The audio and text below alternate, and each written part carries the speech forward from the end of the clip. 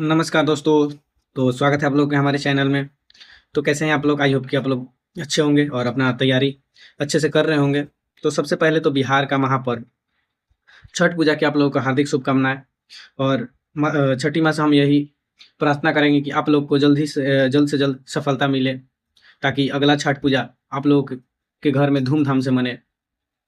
तो इस वीडियो के माध्यम से हम ये बिहार एएसआई यानी कि बिहार दरोगा का क्वेश्चन प्रैक्टिस से करवाने वाला हूँ। ठीक, तो ये तो वीडियो इतिहास की है। वो ऐसे ही सारे जीके जीएस के सारे सब्जेक्ट का मैं क्वेश्चन प्रैक्टिस करवाऊंगा। ठीक, तो आप लोग तो जीके जीएस का टेंशन छोड़ ही दो। ठीक, क्योंकि जब आप लोग ये वीडियो को पूरा कर लीजिएगा, देख लीजिएगा, तो आप लोग को पता चल जाएगा कि इस वीडियो में कितना दम है। ठीक, तो काफ़ी अच्छे अच्छे क्वेश्चन है और सबसे अच्छी चीज़ उसके फैक्ट्स, मतलब एनालिसिस जो क्वेश्चन का है एकदम मतलब ज़बरदस्त है।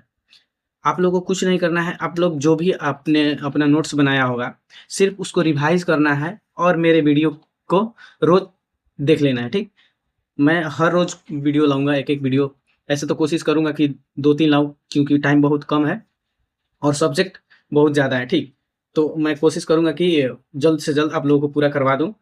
तो आप लोग को क्या करना है, सिर्फ एक कॉपी ले लें और पेन ले लें। ठीक, और इसमें 50 क्वेश्चन रहने वाले हैं। ठीक, तो आप लोग 50 क्वेश्चन का आंसर देने का कोशिश करिएगा और लास्ट में कमेंट में जरूर बताइएगा कि आप लोगों ने कितने क्वेश्चन सही किए। ठीक, तो आप लोग को ये वीडियो के बारे में तो पूरी तरह से बता दिए। बाकी वीडियो मतलब ये जो कंटेंट है ना, मतलब आप लोग बोलिए मत कितना ज़बरदस्त कंटेंट मैं तैयार किया हूँ। ठीक, आप लोग एक बार इस वीडियो को पूरी तरह से देख लीजिएगा, तब पता चलेगा कि इस कंटेंट में कितना दम है। तो चलिए अब ज़्यादा बहस नहीं करेंगे, सीधा पॉइंट पे आते हैं और वीडियो स्टार्ट करते हैं। तो सबसे पहला हम लोगों का क्वेश्चन है, सिंधु घाटी सभ्यता किस नदी के किनारे विकसित हुई थी? हम लोग का ऑप्शन है गंगा, यमुना, सिंधु या फिर नर्मदा। तो चलिए अपना आंसर आप लोग कर लीजिए। तो इसका आंसर हो जाएगा सी, सिंधु। ठीक, अब इससे संबंधित कुछ फैक्ट्स हम लोग देख लेते हैं। इसे हड़प्पा सभ्यता भी कहा जाता है। इसका प्रमुख नगर हड़प्पा और मोहनजोदड़ो है, जैसा कि आप लोग समझ पा रहे होंगे। लेखन प्रणाली चित्रलिपि पर आधारित थी, मतलब कि लेखन की प्रक्रिया चित्र के माध्यम से होता था। यह ताम्रपाषाण युग की सभ्यता थी, मतलब इस युग में तांबा का यूज होता था, इसलिए इसको ताम्रपाषाण युग कहा जाता था। यहाँ जल निकासी प्रणाली अत्यंत विकसित थी। यहाँ पे नालिया का व्यवस्था आप लोग पढ़े होंगे, इसी के लिए ये विख्यात सभ्यता थी। यहाँ पे काफी चीजें व्यवस्थित ढंग से था।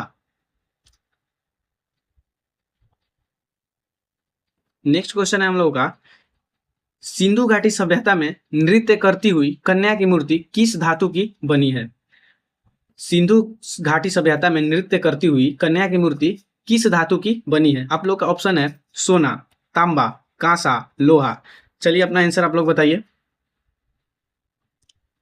तो इसका आंसर हो जाएगा सी, कांसा। ठीक, यह मूर्ति मोहनजोदड़ो से मिली थी। यह जो मूर्ति मिली थी मोहनजोदड़ो से मिली थी। इसे लॉस्ट बैक्स पद्धति से बनाया गया था। इसकी ऊंचाई लगभग 10.8 सेंटीमीटर है। यह कला का उत्कृष्ट उदाहरण है। यह भारतीय मूर्तिकला का प्रथम धातु नमूना माना जाता है। ठीक,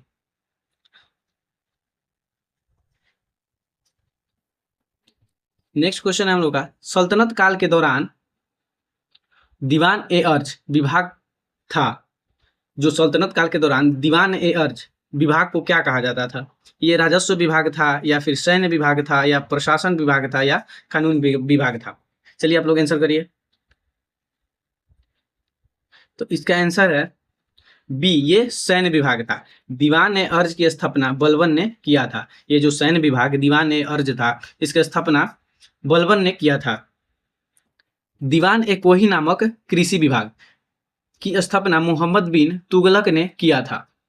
दीवान ए खैरात नामक दान विभाग, दीवान ए खैरात दान विभाग था, का स्थापना फिरोज शाह तुगलक ने किया था। ठीक,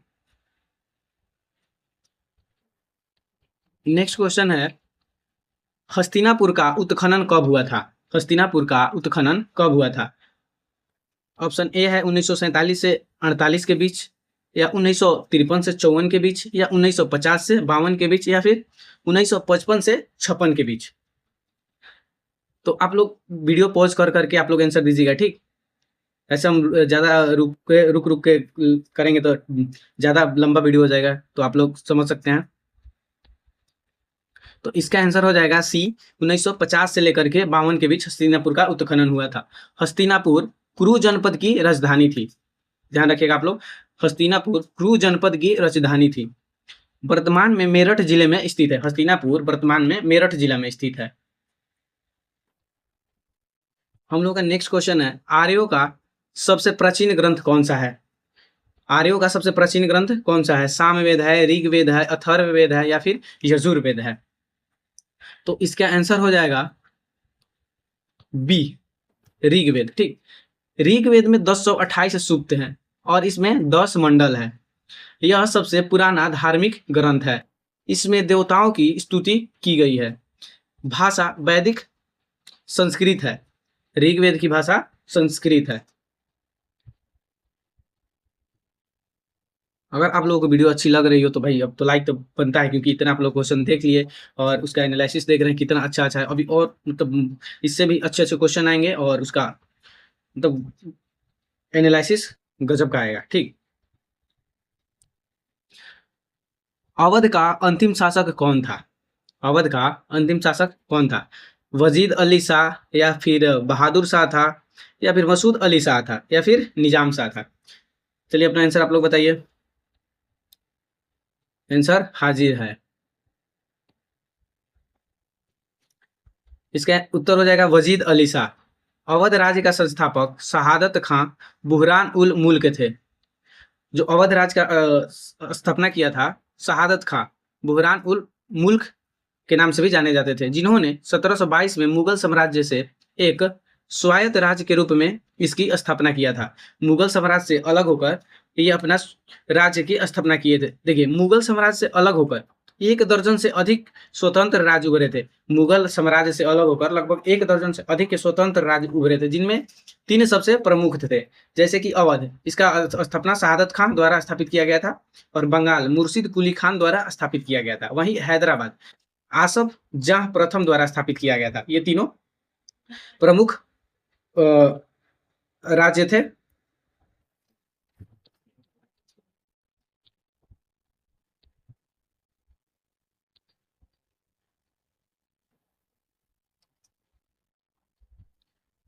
नेक्स्ट हम लोग का क्वेश्चन है, महाजन पदों की संख्या कितनी थी? तो ये तो सब लोग को पता होगा, चलो बताओ। 12 था, या फिर 14, या 16, या फिर 18 था? ये तो आसान क्वेश्चन है, सब लोग बता देंगे। इसका आंसर क्या है? सी, यानी कि 16। इसका वर्णन अंगुत्तर निकाय में मिलता है। अंगुत्तर निकाय किससे संबंधित है? ये बौद्ध धर्म से संबंधित है, इसको ध्यान रखना है। मगध सबसे शक्तिशाली महाजन पद था, और बौद्ध धर्म में अंगुत्तर निकाय से इसका जानकारी मिलता है, और वही जैन धर्म में भगवती सूत्र से इसकी जानकारी मिलती है, ये भी ध्यान रखना है, भगवती सूत्र। वजी महासंघ एक गणराज्य था। इनके काल में सिक्कों का प्रयोग प्रारंभ हुआ था। बौद्ध धर्म का उदय इसी काल में हुआ है। ये सारे चीजें आप लोगों को ध्यान में रखना है। और हाँ, ये सिर्फ ऐसा नहीं है कि सिर्फ बिहार दरोगा के लिए ही है। बिहार के कोई भी एग्जाम, या फिर एसएससी, रेलवे, कोई भी आप कॉम्पिटेटिव एग्जाम की तैयारी कर रहे हैं, आप लोग क्वेश्चन का लेवल देख ही रहे हैं। अब वैसे भी अब जीके जीएस का क्वेश्चन सब में एक जैसा ही आ रहा है, टफ, क्योंकि क्वेश्चन भाई जीके जीएस का सब एग्जाम में ऊपर ऊपर ही जाता है। तो ऐसा नहीं है कि बिहार के लिए अलग से पढ़ना है और एसएससी के लिए अलग से पढ़ना है और रेलवे के लिए अलग से पढ़ना है, सभी एक हो गए आजकल। तो ये कोई भी आप लोग किसी भी एग्जाम का अगर तैयारी कर रहे हैं तो इस वीडियो को आप देख सकते हैं। कूका आंदोलन कहाँ से संबंधित है? ऑप्शन है पंजाब, मालाबार, या फिर बंगाल, या बिहार। तो बताइए आप लोग, कूका आंदोलन कहाँ से संबंधित है? आंसर इसका हो जाएगा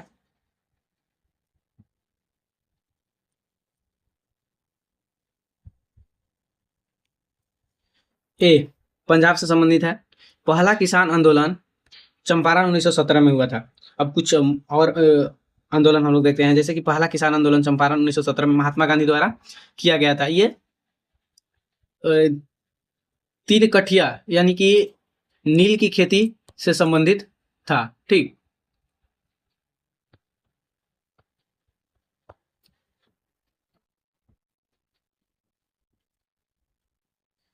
पहला जनजातीय विद्रोह संथाल विद्रोह था। ये 1855 से 56 के बीच में हुआ था। गांधी जी का पहला सत्याग्रह भारत में यानी कि चंपारण 1917 वाला था। ये गांधी जी का पहला सत्याग्रह और पहला आंदोलन जिसमें महिलाओं की बड़ी भागीदारी थी, ये नमक सत्याग्रह 1930 में।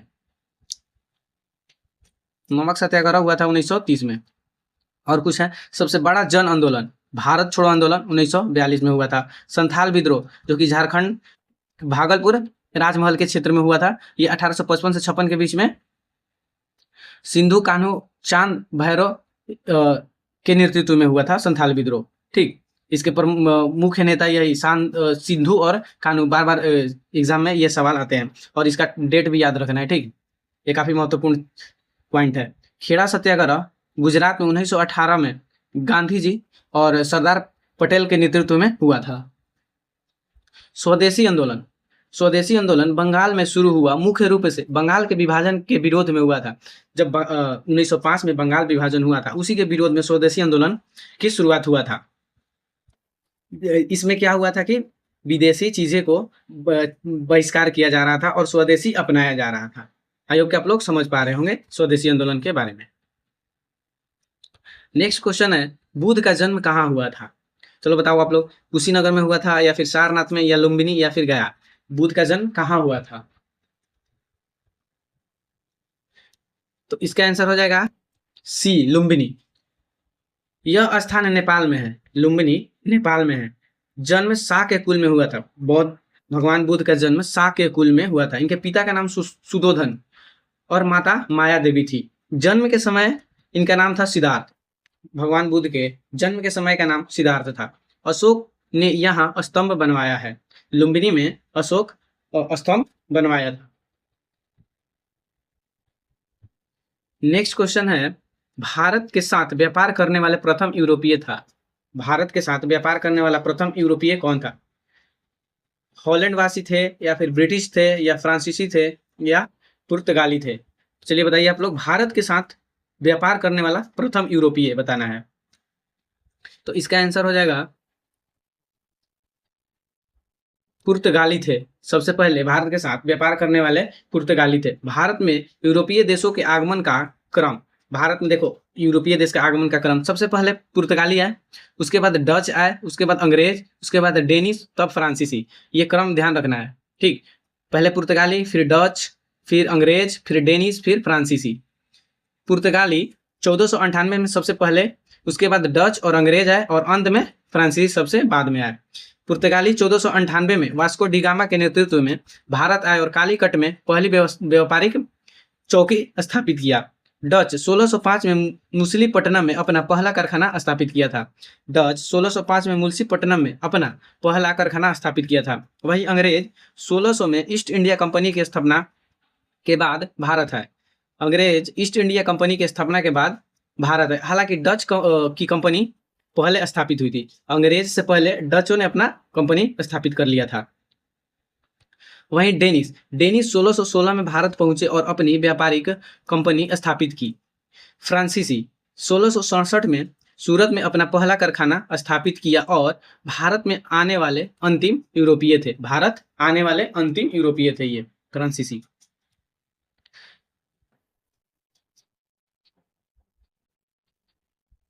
नेक्स्ट क्वेश्चन है, महात्मा बुद्ध को ज्ञान का प्राप्ति हुआ था। तो बताना है कि महात्मा बुद्ध को ज्ञान का प्राप्ति कहाँ हुआ था? कुशीनगर में या फिर सारनाथ या बोध गया या राजगीर? चलो आप लोग आंसर बताओ। इसका आंसर हो जाएगा सी, बोध गया में। भगवान बुद्ध की ज्ञान की प्राप्ति बोध गया में हुआ था। गया जिला बिहार में स्थित है। जो बोध गया है ये बिहार में स्थित है। पीपल के वृक्ष के नीचे ज्ञान की प्राप्ति हुआ था। वृक्ष का नाम बोधि वृक्ष था। इनकी आयु तब 35 वर्ष थी। जब इनको ज्ञान की प्राप्ति हुआ था तब इनकी आयु 35 वर्ष थी। उसके बाद वे बुद्ध काल है। जब इनको ज्ञान की प्राप्ति हो गई उसके बाद इनका नाम बुद्ध कहलाने लगे ये। नेक्स्ट क्वेश्चन है, निम्नलिखित में से कौन सा अकबर के काल का भूमि का वर्गीकरण नहीं है? मतलब अकबर के काल में भूमि का वर्गीकरण हुआ था, तो इसमें से कौन सा भूमि उस टाइम के वर्गीकरण में नहीं आता था? जैसे कि पोजल है, परती है, परती इसको बोलते हैं, बंजर या फिर जरीबा। तो इसमें कौन सा वर्गीकरण में नहीं है? 3 तो है, लेकिन एक इसमें से नहीं है, वो बताना है। तो इसका आंसर हो जाएगा जरीबा, यानी कि डी, जरीबा। अकबर के काल में टोडरमल की सहायता से, ध्यान रखना ये टोडरमल, अकबर के दरबार में 9 रत्न रहते थे, ठीक, 9 रत्न। तो उसी में से ये थे टोडरमल, जो गणितज्ञ थे। इनकी सहायता से भूमि को 4 भागों में वर्गीकरण किया गया था: पोजल, परती, चचर और बंजर भूमि। ये 4 प्रकार के भूमि का वर्गीकरण किया गया था। और ये जो जरीबा है, भूमि माप का इकाई है। जरीबा भूमि माप का इकाई है, ये चीज ध्यान रखना है।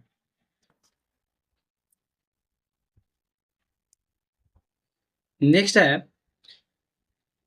प्रथम विश्व युद्ध के दौरान कौन सा देश 1915 में ब्रिटेन के खिलाफ केंद्रीय बल में शामिल हुआ था? तो पूछ रहा है ब्रिटेन के खिलाफ कौन देश शामिल हुआ था? फ्रांस या फिर अमेरिका या बुल्गारिया या फिर Germany? France, America, Bulgaria, Germany, Britain के खिलाफ कौन शामिल हुआ था? इसका आंसर हो जाएगा बुल्गारिया। प्रथम विश्व युद्ध 1914 से लेकर 18 के बीच हुआ था, ठीक। इसमें 2 गुटों के बीच तो हुआ ही था, एक थे मित्र राष्ट्र और एक थे दूरी राष्ट्र। तो मित्र राष्ट्र की तरफ से थे ब्रिटेन, अमेरिका, फ्रांस, रूस और इटली। ये ध्यान रखना है, मित्र राष्ट्र की तरफ से ब्रिटेन, अमेरिका, फ्रांस, रूस, इटली। वही धुरी राष्ट्र की तरफ से जर्मनी, ऑस्ट्रिया, हंगरी, तुर्की और बुल्गारिया था।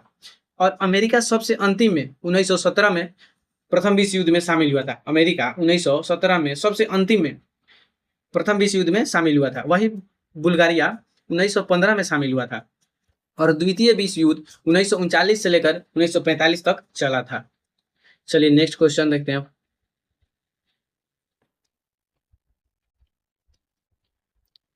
जैन धर्म के 24वें तीर्थंकर कौन थे? जैन धर्म के 24वें तीर्थंकर पार्श्वनाथ थे, या फिर ऋषभ देव, या महावीर स्वामी, या फिर अर्जुन देव थे? जैन धर्म के 24वें तीर्थंकर, तो इसका आंसर हो जाएगा सी, महावीर स्वामी। महावीर स्वामी का जन्म वैशाली, बिहार में हुआ था। इनका जन्म का नाम वर्धमान था। 42 वर्ष की आयु में इनको ज्ञान की प्राप्ति हुआ था। अहिंसा इनके धर्म का प्रमुख आधार था। निर्वाण पावापुरी में, यानी कि इनकी मृत्यु पावापुरी, नालंदा में हुआ था।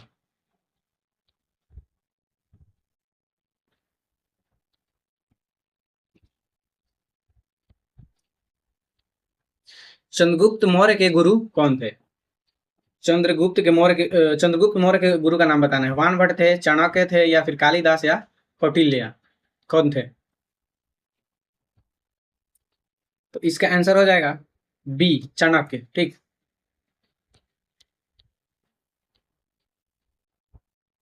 ऑप्शन में देखिए कौटिल्य भी दे दिया था, तो चाणक्य को ही कौटिल्य बोला जाता है। इन्हें कौटिल्य या विष्णु गुप्त भी कहा जाता है। जो चंद्रगुप्त मौर्य के गुरु थे चाणक्य, इनको कौटिल्य या विष्णु गुप्त भी कहा जाता है। इनकी रचना अर्थशास्त्र थी। ये जो कौटिल्य हैं, इनकी एक रचना अर्थशास्त्र थी। ये बुक चंद्रगुप्त मौर्य के राजनीतिक से संबंधित बुक है। ये नालंदा विश्वविद्यालय से जुड़े थे। चंद्रगुप्त को मौर्य साम्राज्य की स्थापना में मदद की थी। मौर्य प्रशासन के सुधारक सूत्रधार थे। Next question,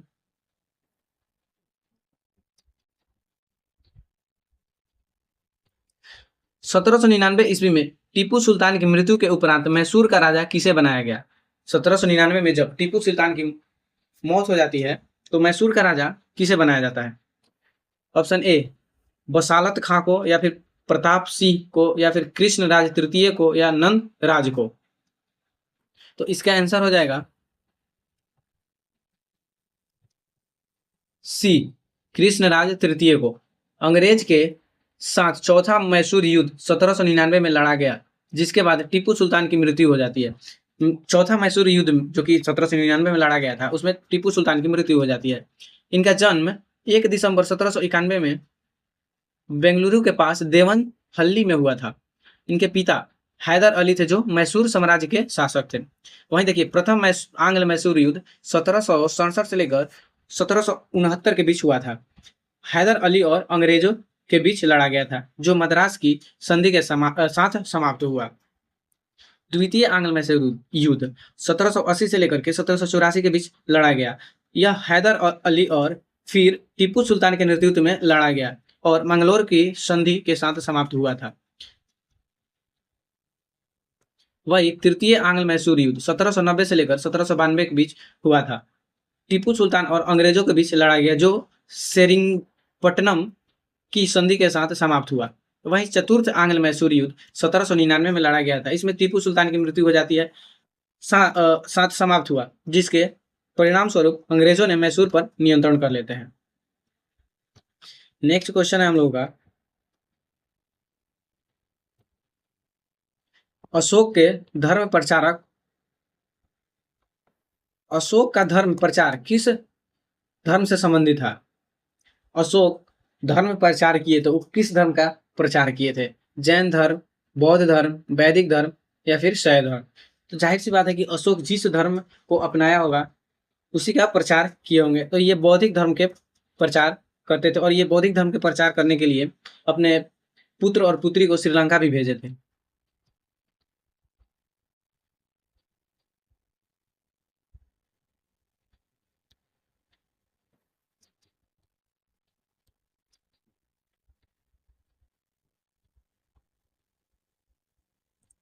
next question, Jallianwala Bagh हत्याकांड किस वर्ष में घटित हुई थी? जलियांवाला बाग हत्याकांड किस वर्ष में घटित हुआ था? 1908 में, 1909 में, 1919 में या फिर 1935 में? किस वर्ष हुआ था? चलिए आप लोग बताइए। ये तो सबको पता है, 1919 में। चलिए इससे संबंधित कुछ जानकारी।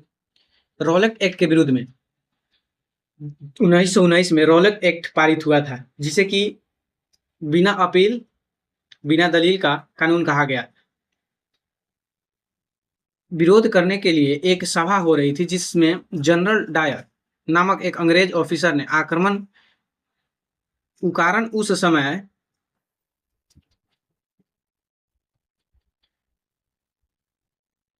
जनरल डायर नामक एक अंग्रेज ऑफिसर ने अकारण उस सभा में उपस्थित भीड़ पर गोलियां चलवा दी, जिसमें 400 से अधिक व्यक्ति मारे गए। वहीं 2000 से अधिक घायल हुए। अमृतसर के डिप्टी कमिश्नर कार्यालय में 484 शहीदों की सूची भी है, जबकि जलियांवाला बाग में कुल 388 शहीदों की सूची है। नेक्स्ट क्वेश्चन, नालंदा विश्वविद्यालय की स्थापना किसने की थी? नालंदा विश्वविद्यालय की स्थापना किसने किया था? हर्षवर्धन ने किया था, या कुमार गुप्त ने, या फिर अशोक ने, या चंद्रगुप्त द्वितीय ने किया था? तो इसका आंसर हो जाएगा बी, कुमार गुप्त नालंदा विश्वविद्यालय की स्थापना किया था। ये गुप्त वंश के राजा थे। बिहार के नालंदा में स्थित था। यहाँ 10,000 से अधिक विद्यार्थी पढ़ते थे। नालंदा विश्वविद्यालय में 10,000 से अधिक विद्यार्थी पढ़ते थे। प्रसिद्ध शिक्षक आर्यभट्ट और नागार्जुन थे। नालंदा विश्वविद्यालय के प्रसिद्ध शिक्षक आर्यभट्ट और नागार्जुन थे। इसे बख्तियार खिलजी ने नष्ट किया था। नालंदा विश्वविद्यालय को बख्तियार खिलजी ने नष्ट किया था। ये बार बार क्वेश्चन रिपीट होता है इस एग्जाम में। वही 20 नंबर सवाल है हम लोगों का, बांग्लादेश एक स्वतंत्र राष्ट्र कब बना था? बांग्लादेश एक स्वतंत्र राष्ट्र कब बना था? 1970 में, 1972 में, 1971 में या फिर 1975 में? कब बना था? तो इसका आंसर हो जाएगा सी, 1971 में।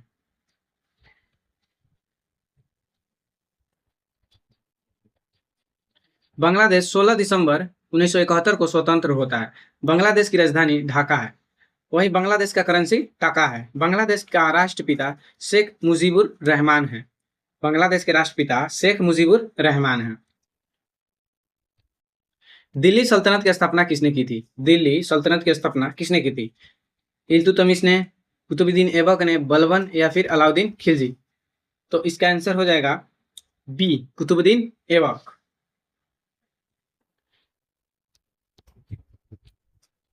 गुलाम वंश के संस्थापक थे कुतुबुद्दीन ऐबक। गुलाम वंश के संस्थापक थे। तो दिल्ली सल्तनत में सबसे पहले गुलाम वंश का स्थापना हुआ था। इन्हें लाख बख्श कहा जाता था, क्योंकि ये लाखों का दान देते थे, इसलिए इनको लाख बख्श कहा जाता था। ये कुतुब मीनार की नींव रखी थी। और 1210 में पोलो खेलते समय इनकी मृत्यु हो गई।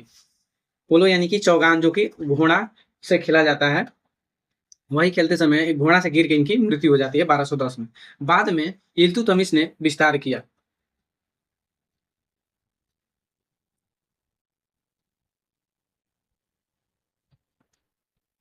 नेक्स्ट क्वेश्चन है, कौन सा जनपद छठी और चौथी शताब्दी ईसा पूर्व में शक्तिशाली जनपद बना था? ए है मगध, कौशाम्बी, पंचाल या फिर अंग। तो इसका आंसर ए हो जाएगा, मगध।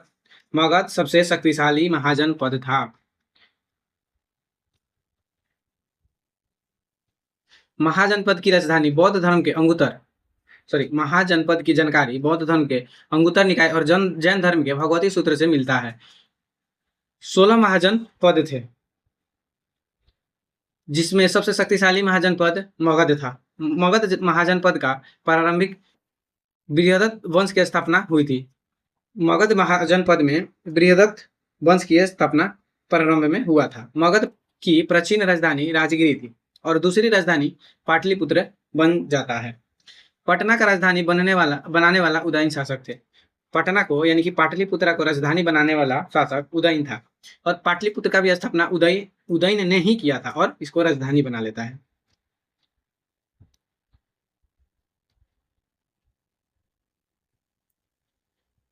ताजमहल का निर्माण किसने करवाया था? ताजमहल का निर्माण किसने करवाया था? अकबर, जहांगीर, शाहजहां या फिर औरंगजेब। तो इसका आंसर सी, शाहजहां। ये मुमताज अपनी बेगम के याद में ताजमहल का स्थापना करवाया था भाई।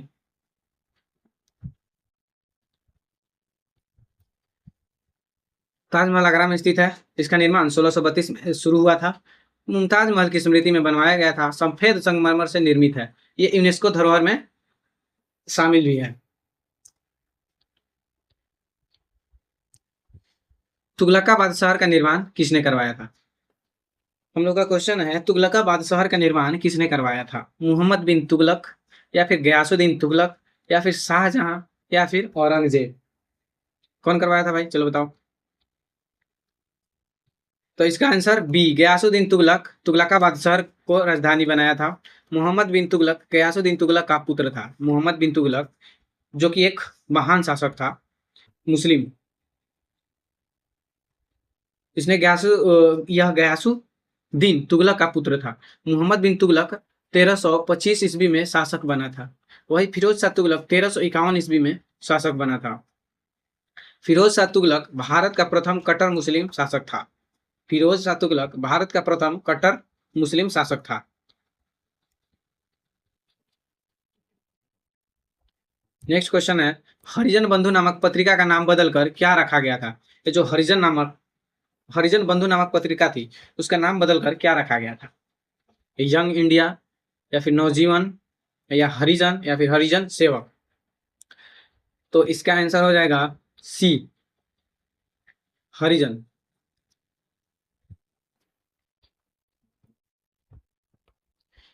अमृत बाजार पत्रिका केसरी और मराठा बाल गंगाधर तिलक द्वारा संपादित किया गया था। ये जो अमृत बाजार पत्रिका है और केसरी और मराठा, इसका संपादन बाल गंगाधर तिलक ने किए थे। द हिंदू जी सुब्रमण्यम अय्यर द्वारा संपादित हुआ था। वहीं यंग इंडिया और हरिजन महात्मा गांधी द्वारा प्रकाशित हुआ था। जेम्स ऑगस्टम हिकी को भारतीय पत्रकारिता का जनक माना जाता है, जिन्होंने 1780 में कलकत्ता जनरल एडवर्टाइजर के साथ मिलकर भारत का पहला समाचार पत्र बंगाल गजट शुरू किया था। बंगाल गजट की शुरुआत 1780 में जेम्स हिक्की द्वारा हुआ था।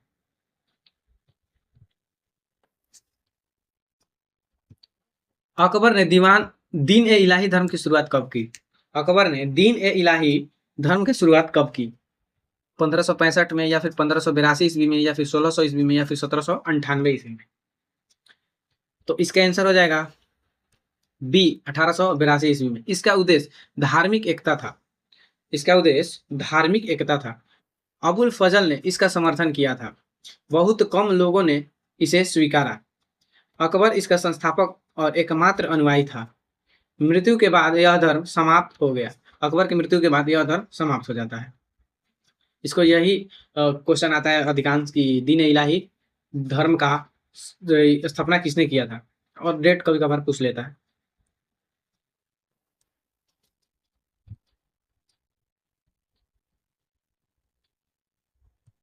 नेक्स्ट है सर्वेंट ऑफ इंडिया सोसाइटी के जनक कौन है। सर्वेंट ऑफ इंडिया सोसाइटी के जनक कौन है? महात्मा गांधी, या फिर गोपाल कृष्ण गोखले, जवाहरलाल नेहरू, या फिर इनमें से कोई नहीं। तो इसका आंसर हो जाएगा बी, गोपाल कृष्ण गोखले। 1905 में किए थे। ब्रह्म समाज की स्थापना राजा राम मोहन राय द्वारा 1828 में किया गया था। वही आर्य समाज की स्थापना दयाराम सरस्वती द्वारा 1875 में किया गया था। अभी servant of India society Gopal Krishna Gokhale द्वारा 1905 में। वही भारतीय राष्ट्रीय कांग्रेस ए ओ रूम 1885 में हुआ था। मुस्लिम लीग सलीम उल्लाह और आगा खां द्वारा 1906 में इसका स्थापना किया गया था। वही गदर पार्टी का स्थापना हरदयाल ने 1913 में किए थे। होम रूल लीग बाल गंगाधर तिलक द्वारा 1916 में हुआ था। विश्व भारती की स्थापना रविंद्रनाथ टैगोर द्वारा 1918 में हुआ था। हरिजन संघ का स्थापना महात्मा गांधी द्वारा 1932 में हुआ था। भारतीय जन संघ श्यामा प्रसाद मुखर्जी, बलराज मधोक, दीनदयाल उपाध्याय द्वारा 1951 में हुआ था। चौसा का युद्ध किसके बीच हुआ था? चौसा का युद्ध जो कि 1939 में लड़ा गया था, ये किस किस के बीच हुआ था? बाबर और इब्राहिम लोदी के बीच, या फिर हुमायूं और शेर शाह सूरी के बीच, या फिर अकबर और हेमू के बीच, या फिर अलाउद्दीन और राजा राणा के बीच? तो चौसा का युद्ध बताना है किसके बीच हुआ था। इसका आंसर है बी, हुमायूं और शेर शाह सूरी के बीच हुआ था। चौसा का युद्ध हुमायूं और शेर शाह सूरी के बीच हुआ था। यह युद्ध 1539 में हुआ था। बक्सर के पास बिहार में हुआ था। इसमें हुमायूं की पराजय हुई थी और शेर शाह सूरी विजय हुआ था। इसके बाद दिल्ली पर अधिकार किया। शेर शाह सूरी इसी युद्ध के बाद दिल्ली पर अधिकार कर लेता है।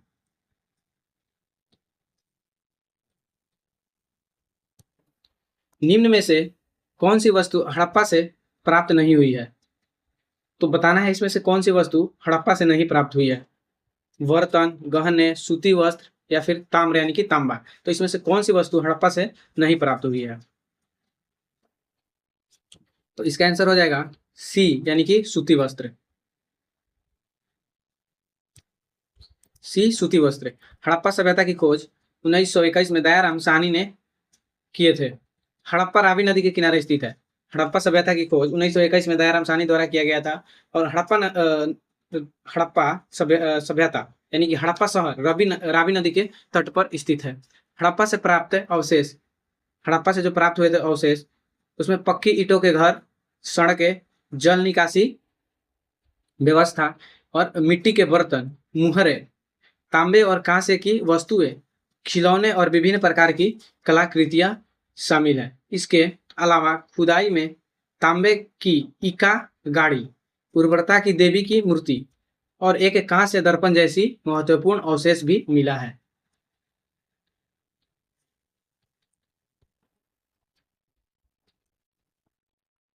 गांधी जी को अर्धनग्न फकीर किसने कहा था?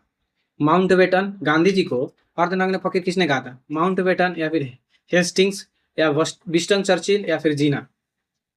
इसका आंसर हो जाएगा सी, विस्टन चर्चिल।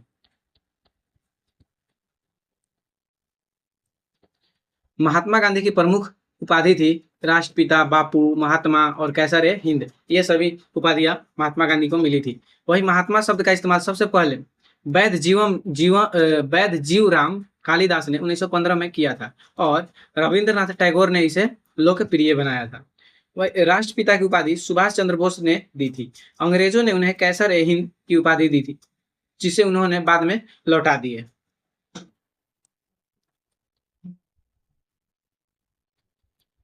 भारत को किला किसे कहा जाता था? भारत को किला किसे कहा जाता था?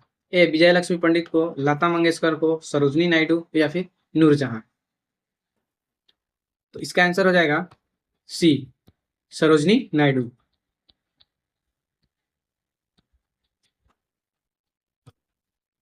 सरोजनी नायडू एक प्रसिद्ध भारतीय कवित्री, स्वतंत्रता सेनानी और राजनीतिज्ञ थी, जिन्हें भारत कोकिला के नाम से जाना जाता है। वह भारतीय राष्ट्रीय कांग्रेस की पहली भारतीय महिला अध्यक्ष थी। सरोजनी नायडू भारतीय राष्ट्रीय कांग्रेस की पहली भारतीय महिला अध्यक्ष थी और स्वतंत्र भारत की पहली महिला राज्यपाल थी। उत्तर प्रदेश की ये पहली महिला राज्यपाल बनी थी। उन्होंने भारतीय स्वतंत्रता संग्राम में महत्वपूर्ण भूमिका निभाई और कई आंदोलन में भाग लिया। 1917 में एनी बेसेंट के साथ मिलकर ऑल इंडिया वीमेंस कॉन्फ्रेंस की स्थापना किया था। ये पॉइंट ध्यान रखना है, 1917 में एनी बेसेंट के साथ मिलकर उन्होंने ऑल इंडिया वीमेंस कॉन्फ्रेंस की स्थापना किया था। नेक्स्ट क्वेश्चन है, कानपुर में 1857 की क्रांति का नेता कौन था? तो कानपुर से 1857 की क्रांति का नेतृत्व किसने किया था? नाना साहेब, या तात्या तोपे, या कुंवर सिंह, या फिर रानी लक्ष्मीबाई? तो यहां से नेतृत्व किए थे नाना साहेब और तात्या तोपे, दोनों थे। ठीक,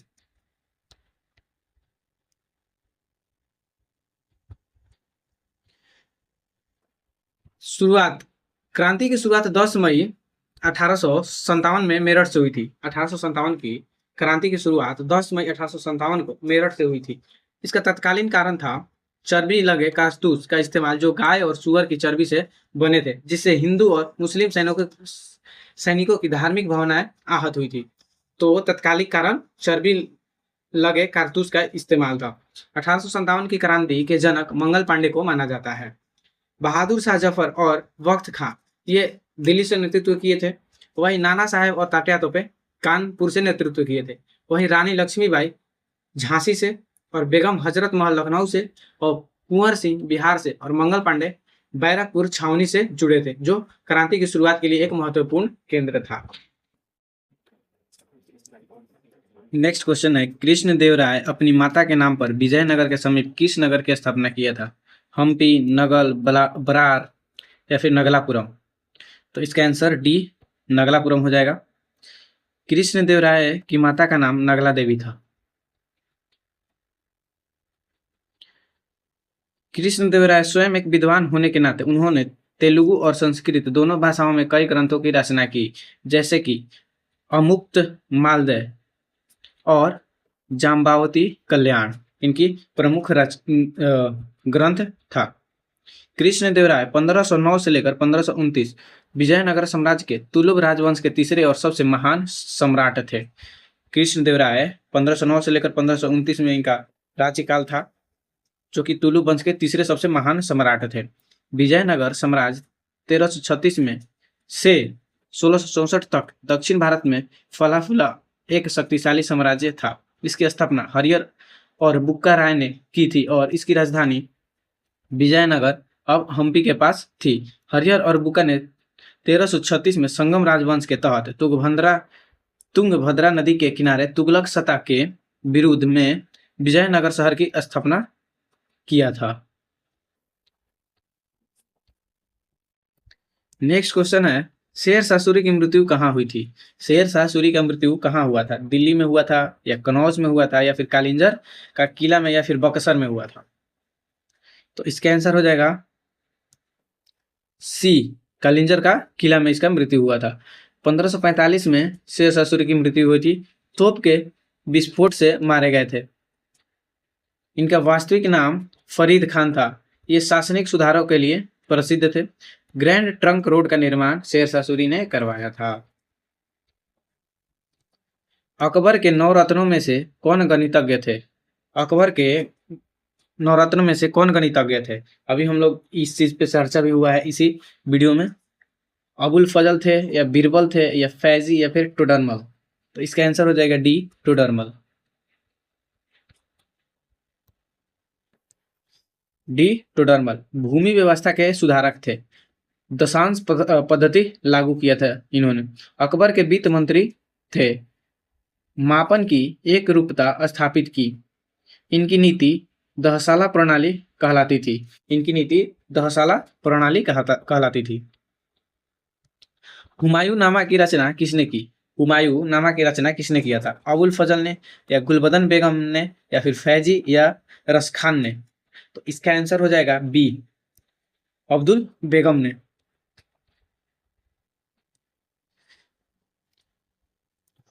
वह हुमायूं की बहन थी। सॉरी, गुलबदन बेगम हुमायूं की बहन थी, जिन्होंने हुमायूंनामा की रचना की। फारसी भाषा में लिखा गया था, हुमायूंनामा फारसी भाषा में लिखा गया था, ये चीज को ध्यान रखना। इसमें हुमायूं के जीवन का वर्णन है। जाहिर सी बात है, हुमायूंनामा में हुमायूं की जीवन का ही वर्णन होगा। यह पहली महिला इतिहासकार मानी जाती है। मुगल काल का महत्वपूर्ण ग्रंथ है। हुमायूंनामा मुगल काल का महत्वपूर्ण ग्रंथ है। शिवाजी ने रायगढ़ को राजधानी कब बनाया था? चलो बताओ, शिवाजी ने रायगढ़ को राजधानी कब बनाया था? 1660 ईस्वी में, 1670 ईस्वी में, 1674 या फिर 1680 ईस्वी में? कब बनाया था रायगढ़ को राजधानी? आंसर इसका हो जाएगा 1670 ईस्वी में रायगढ़ को राजधानी बनाया था। रायगढ़ महाराष्ट्र में स्थित है। 1674 में उनका राज्याभिषेक, शिवाजी का राज्याभिषेक 1674 ईस्वी में हुआ था। इन्होंने स्वराज की स्थापना की।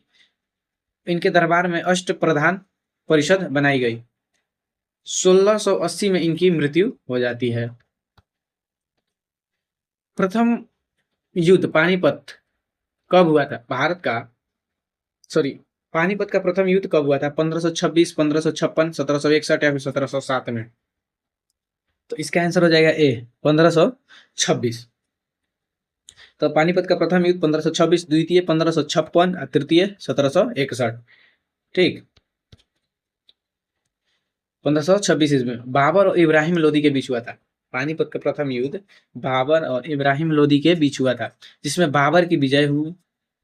दिल्ली में मुगल साम्राज्य की स्थापना हुई और तोप का प्रथम प्रयोग इसी युद्ध में हुआ था। यह भारत का निर्णायक युद्ध था। यह भारत का निर्णायक युद्ध था। फतेहपुर सीकरी का निर्माण किसने करवाया था? फतेहपुर सीकरी का निर्माण किसने करवाया था?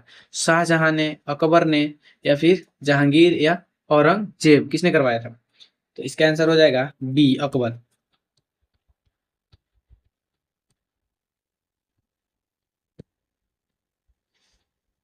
1571 ईस्वी में बनवाया गया।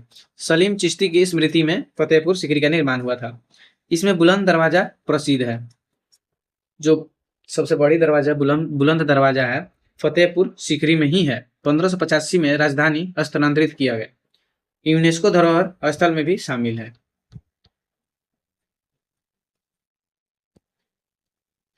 1857 की क्रांति का तत्काल कारण क्या था? 1857 के क्रांति का तत्काल कारण क्या था? कारतूसों में चर्बी का प्रयोग, अंग्रेजों का अत्याचार, या भूमि नीति, या फिर धर्म पर आघात? तो इसका आंसर हो जाएगा ए, कारतूसों में चर्बी का प्रयोग। तो कारतूस में गाय और सुअर के चर्बी का प्रयोग जो था, वही 1857 का तत्कालिक कारण था। यह पहली स्वतंत्रता संग्राम थी। मंगल पांडे ने इसकी शुरुआत की। मेरठ से आरंभ होकर दिल्ली पहुंची और बहादुर शाह जफर इसके प्रतीक बने। वही 1858 में यह समाप्त हो जाती है।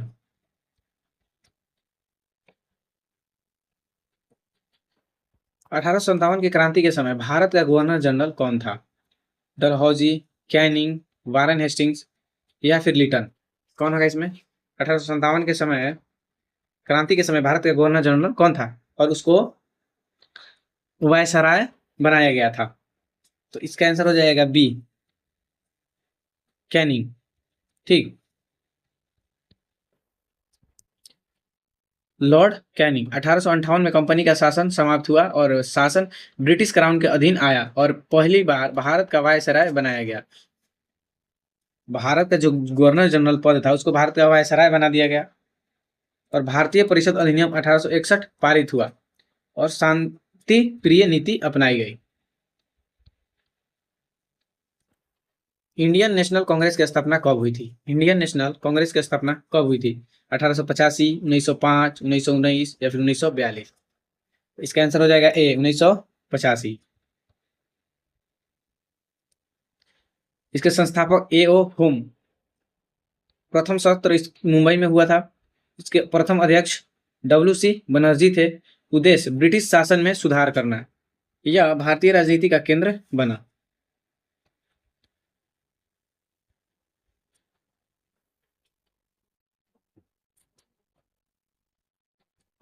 नेक्स्ट क्वेश्चन है, किस मुगल सम्राट के शासनकाल में मुगल दरबार में चाहर तस्लीम और जमीन बोस लागू किया गया? चाहर तस्लीम और जमीन बोस लागू किया गया था। अकबर, जहांगीर, शाहजहां और अंग्रेज। तो इसका आंसर हो जाएगा सी, शाहजहां। इसका अर्थ होता है जमीन को चूमना और 4 बार सलाम करना। जो चाहर तस्लीम और जमीन बोस का अर्थ जमीन को चूमना और 4 बार सलाम करना। वही सिजदा और पाबोस की शुरुआत बलबन द्वारा किया गया था। सिजदा और पाबोस की शुरुआत बलबन द्वारा किया गया था। काफी ये महत्वपूर्ण पॉइंट है। शाहजहां का जन्म 5 जनवरी 1592 को लाहौर में हुआ था और उनका बचपन का नाम खुर्रम था। वे मुगल सम्राट जहांगीर के तीसरे पुत्र थे। उन्होंने 1612 में आसफ खां की बेटी अर्जुमंद बानो बेगम से शादी की, जो बाद में मुमताज महल के नाम से जानी गई। शाहजहां ने कई भव्य इमारतों का निर्माण करवाया, जिनमें से ताजमहल, दिल्ली का लाल किला और आगरा का मोती मस्जिद का निर्माण शाहजहां ने ही करवाया था।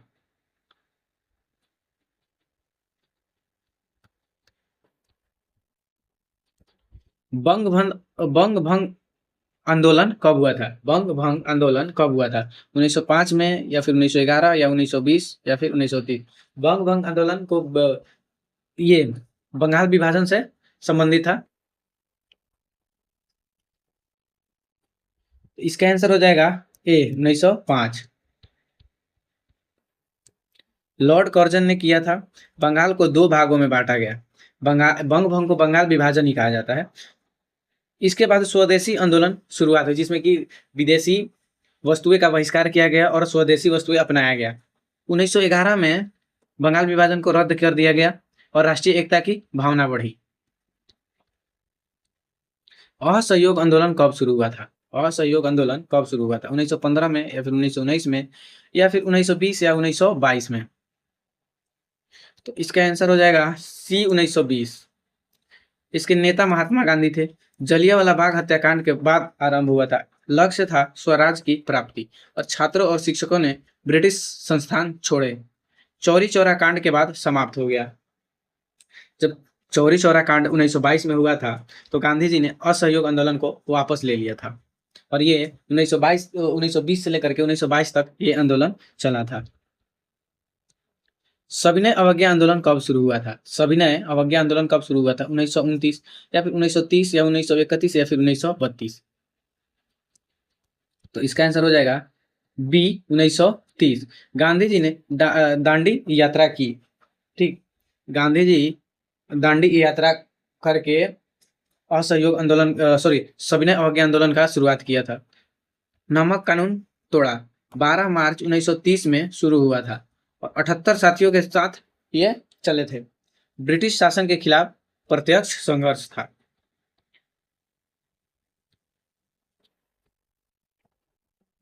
भारत छोड़ो आंदोलन कब हुआ था? भारत छोड़ो आंदोलन कब हुआ था? 1942, 1940 या 1942 या फिर 1945? तो इसका आंसर क्या हो जाएगा? 1942। इसमें नारा दिया गया था अंग्रेजों भारत छोड़ो। गांधी जी ने मुंबई से घोषणा की। पूरा देश आंदोलन में शामिल हुआ। कई नेता गिरफ्तार हुए। यह स्वतंत्रता संग्राम की अंतिम कड़ी थी। यह स्वतंत्रता संग्राम की अंतिम कड़ी थी।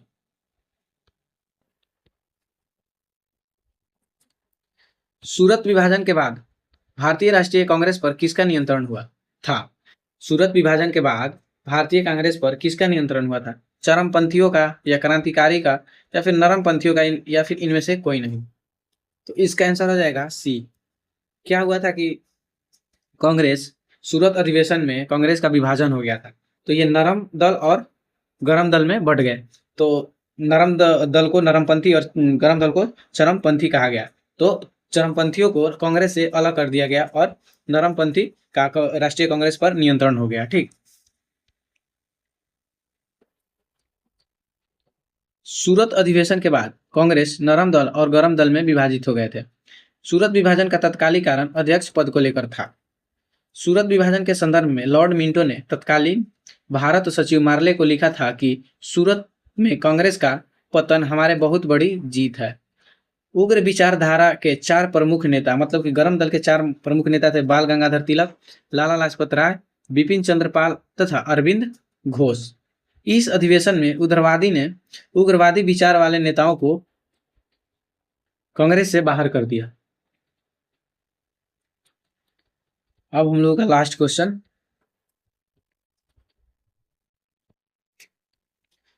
स्वदेश बांधव समिति के संस्थापक कौन थे? स्वदेश बांधव समिति के संस्थापक कौन थे?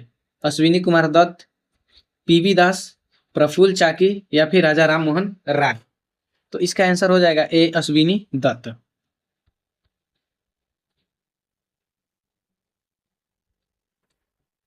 अश्विनी कुमार दत्त ने बंगाल विभाजन की घोषणा के बाद 6 अगस्त 1905 को स्वदेश बांधव समिति की स्थापना किया था। तो स्वदेश बांधव समिति की स्थापना बंगाल विभाजन के बाद हुआ था। और स्वदेश बांधव समिति का जो कि वर्तमान में बांग्लादेश के बारिशाल जिले में स्थापित किया गया था, जिसका उद्देश्य स्वदेशी वस्तुओं की खपत को बढ़ावा देना था। प्रफुल्ल चाकी मुजफ्फरपुर षड्यंत्र केस 1908 से संबंधित है। जो प्रफुल्ल चाकी ऑप्शन में है वो मुजफ्फरपुर षड्यंत्र केस 1908 से संबंधित है। प्रफुल्ल चाकी ने पुलिस गिरफ्तारी से बचने के लिए स्वयं आत्महत्या कर ली। बीडी सावरकर ने वर्ष 1904 में अभिनव भारत की स्थापना किया था। वहीं राजा राम मोहन राय ने ब्रह्म समाज की स्थापना किया था। दयानंद सरस्वती ने आर्य समाज की स्थापना किया था। सत्यशोधक की समाज की स्थापना ज्योतिबा फुले द्वारा किया गया था। और प्रार्थना समाज की स्थापना आत्माराम पांडुरंग द्वारा किया गया था। तो हम लोगों का यही 50 क्वेश्चन का द एंड होता है। तो आप लोगों को वीडियो कैसी लगी कमेंट में जरूर बताएं, और अपना मार्क्स जरूर कमेंट में लिखें, आप लोग का कितना सही हुए हैं। तो आप लोग को तो पता चल ही गया कि कितना अच्छा कंटेंट था। तो हमारे चैनल को सब्सक्राइब कर ले, और ऐसे ही नेक्स्ट वीडियो आप लोगों को मिलेगा। जब आप चैनल को सब्सक्राइब करेंगे तभी ना मिलेगा। तो चलिए मिलते हैं अब नेक्स्ट वीडियो में, तब तक के लिए बाय। ऐसे ही रोज वीडियो आती रहेगी। और आज का थोड़ा सा क्वेश्चन का लेवल थोड़ा सा कम ही था, लेकिन नेक्स्ट धीरे धीरे बढ़ेगा और काफ़ी अच्छे से क्वेश्चन इसमें भी थे, और भी अच्छे से क्वेश्चन लाएंगे। तो बेफिक्र रहिए, एक भी सवाल नहीं छूटेंगे एग्जाम में, एक भी सवाल नहीं छोड़ना है।